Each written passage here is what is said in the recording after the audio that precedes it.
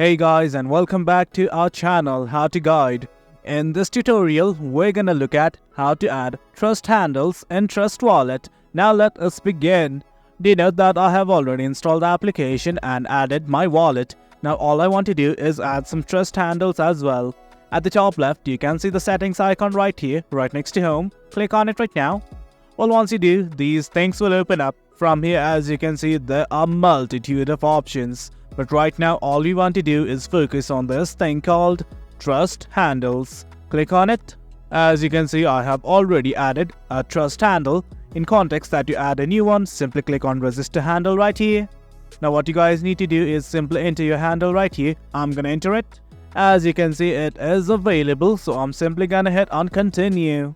Do note that it might cost you some network fee. Once everything's okay, simply hit on Top Up FIO and then your trust handles will be added.